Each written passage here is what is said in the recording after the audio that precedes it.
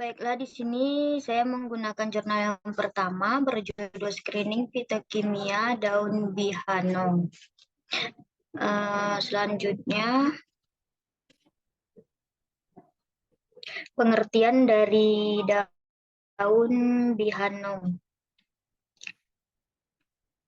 Daun bihanong merupakan salah satu spesies dari famili Basilacea yang sudah banyak tumbuh di Indonesia.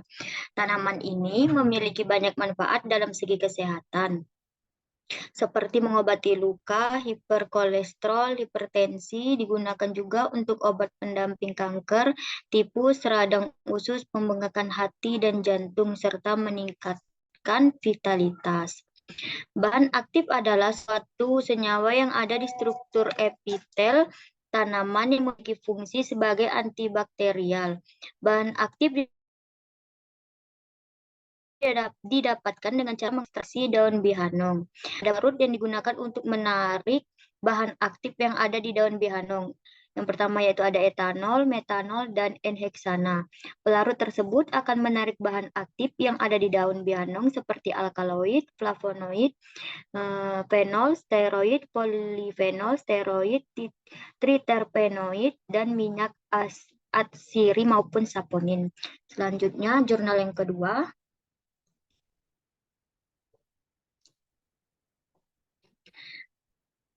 Jurnal yang kedua berjudul Isolasi, Identifikasi, dan Uji Aktivitas Senyawa Alkaloid Daun Bihanong.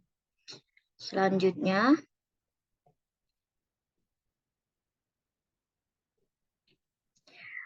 serbuk daun bihanong dimaserasi dengan pelarut enheksana hingga filtratnya jernih. Kemudian, residu hasil maserasi dianginkan hingga kering. Residu yang telah kering kemudian dimaserasi kembali menggunakan etanol hingga filtratnya jernih. Ekstrak yang diperoleh kemudian dipekatkan dengan rotari. Kemudian, ekstrak etanol yang telah didapatkan ditambah larutan HCl2M hingga pH larutan menjadi 3. Larutan yang telah bersifat asam kemudian diekstraksi menggunakan etil asetat. Hasil ekstraksi akan terbentuk dua lapisan, yaitu lapisan asam dan lapisan etil asetat. Selanjutnya, kedua lapisan dipisahkan. Kemudian lapisan asam ditambahkan dengan NH4OH hingga pH larutan mencapai 9. Kemudian diekstraksi kembali menggunakan etil asetat. Hasil ekstraksi akan terbentuk dua lapisan, yaitu basa dan lapisan etil asetat. Kemudian dipisahkan. Lapisan etil asetat dipekatkan menggunakan rotary evaporator sehingga didapatkan ekstrak alkaloid total. Kemudian, alkaloid total yang diperoleh dilakukan dengan kromatografi lapis tipis atau KLT dengan campuran pelarut etanol, etil asetat, dan enheksana yang bersifat PA dengan perbandingan 1:2:30 menggunakan plat silika gel 60 GF254 sehingga diperoleh noda-noda isolat. Selanjutnya, dilakukan pemisahan menggunakan KLT preparatif. Hasil isolat alkaloid kemudian dianalisis strukturnya menggunakan spektroskopi UV, visible, VTIR, dan LCMS. Uji aktivitas senyawa tersebut dilakukan dengan menggunakan metode Brine Stream Lethality Test atau BSLT. Selanjutnya, hasil dari KLT menggunakan plat silika gel 60 GF254 dan fase gerak yang digunakan adalah campuran pelarut etanol, etil asetat, dan enheksana dengan perbandingan 1:2:30. Hasil yang diperoleh pada lampu UV 365 nm yakni 2 buah noda yang berwarna biru dan merah dengan RF 0,65 dan 0,23. Berdasarkan hasil KLT, diketahui bahwa noda berwarna biru merupakan alkaloid. Selanjutnya, Lampu UV 365 nm senyawa alkaloid pada umumnya berwarna biru, berkehijauan atau ungu berfluoresen. Paratif menggunakan pengembang yang sama dihasilkan 2 buah pita. Pada pita yang berwarna biru, dilakukan pengerokan untuk diuji kemurniannya dengan KLT, kembali menggunakan pengembang yang sama. Hasil yang diperoleh yakni noda tunggal yang berwarna biru dan diduga isolat alkaloid tersebut telah murni. Yang terakhir yaitu hasil analisis isolat noda tunggal menggunakan spektrofotometer UV-VS. Diketahui bahwa isolat tersebut mempunyai panjang gelombang maksimum sebesar 265 nm sampai 275 nm, yang diindikasi bahwa senyawa tersebut termasuk dalam golongan alkaloid indol. Terbentuknya 2 buah serapan yang berdekatan menunjukkan ciri khas dari senyawa alkaloid indol. Hasil spektra UV isolat alkaloid ditunjukkan pada gambar kedua.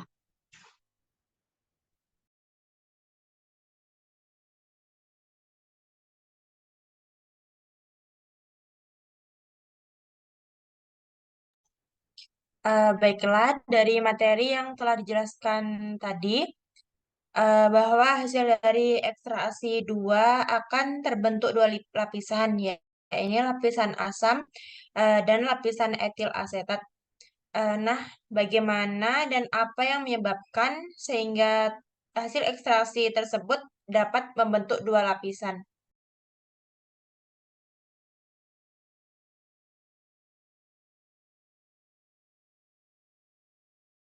Di sini saya menggunakan buku monograf farmakologi toksikologi imunohistokimia jaringan jantung sebagai parameter hipertensi daun apokat.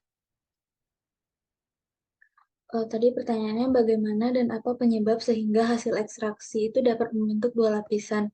Nah, pelarut yang memiliki massa jenis lebih tinggi akan berada di lapisan bawah, dan yang memiliki massa jenis lebih kecil akan berada di lapisan atas. Senyawa yang terkandung dalam ekstrak nantinya akan terpisah sesuai dengan tingkat kepolaran pelarut yang digunakan. Senyawa ini akan tertarik oleh pelarut yang tingkat kepolarannya sama dengan senyawa tersebut. Nah, berdasarkan uji tadi, itu pada saat ditambahkan larutan HCl2 molar, senyawa-senyawa yang bersifat basa itu akan bereaksi dengan asam dan membentuk garam yang bersifat polar. Sedangkan senyawa-senyawa yang bersifat netral atau bersifat asam lemah itu akan tetap berada dalam lapisan etil asetat yang bersifat nonpolar. Oleh karena itu, hasil ekstraksi membentuk 2 lapisan yang berbeda polaritasnya.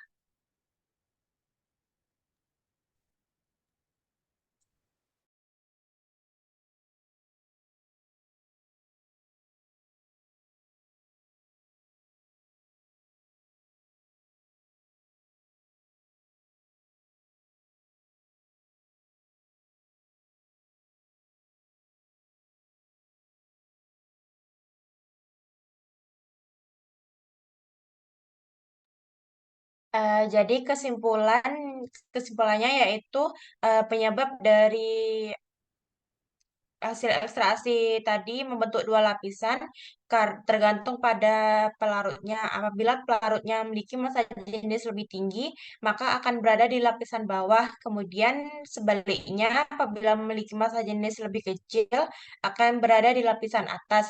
Senyawa yang terkandung dalam ekstrak nantinya akan terpisah sesuai dengan pelarut yang digunakan. Senyawa ini akan tertarik oleh pelarut yang tingkat kepolarannya sama dengan senyawa tersebut.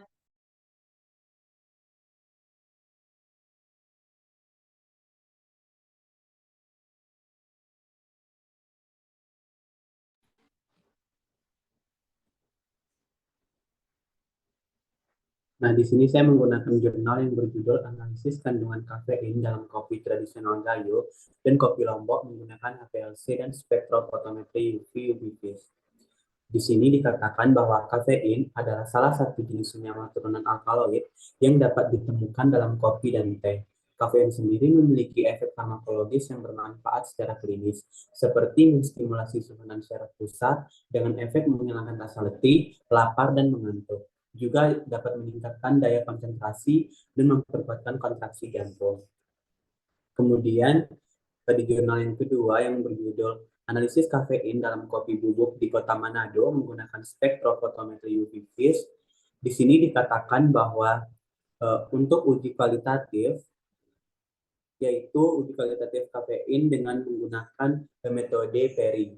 Sejumlah zat yang dilarutkan dalam alkohol kemudian ditambahkan dengan reagen Perry dan amonia encer. Nah, larutan yang berwarna biru tua atau hijau menyatakan terdapat kafein.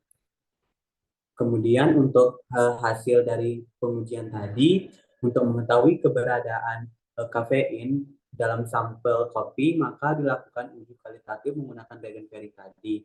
Nah, keberadaan kafein ditunjukkan dengan warna larutan.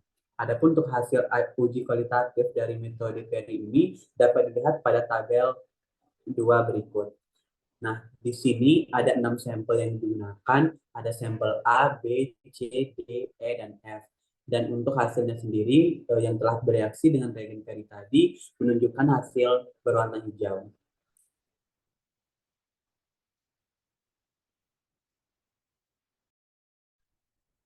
Jadi tadi kan diketahui bahwa untuk mengetahui adanya kandungan kafein itu dengan dilihatnya hasil warnanya yang hijau. Nah, mengapa warna yang dihasilkan dari analisis itu warna hijau? Dan apakah dari 6 sampel tadi kan warnanya hijau semua? Apakah eh, analisis itu dapat dikatakan analisis yang spesifik?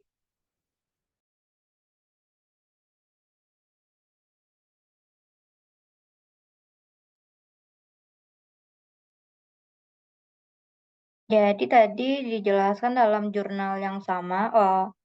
Terus tuh di sini juga dijelaskan bahwa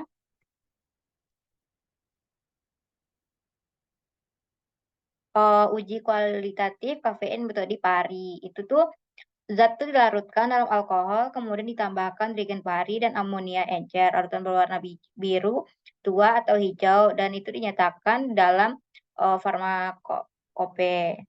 Lalu tuh di bawah juga dijelaskan bahwa mengapa hasilnya hijau karena ada kafein di dalam sampel tersebut. Nah, lalu reagen Pari dibuat dengan mereaksikan kobalt nitrat CONO3 dengan metanol CH3OH. Lalu ion kobalt CO dalam reagen tersebut akan membentuk kompleks yang warna hijau. Ion kobalt bermuatan 2 positif sehingga memungkinkan untuk mengikat gugus nitrogen yang terdapat dalam senyawa kafein tersebut.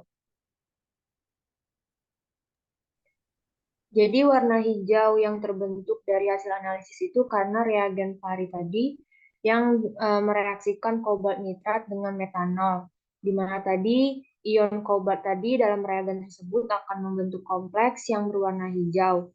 Ion kobalt tadi bermuatan 2 positif sehingga memungkinkan untuk mengikat gugus nitrogen yang terdapat pada senyawa kafein.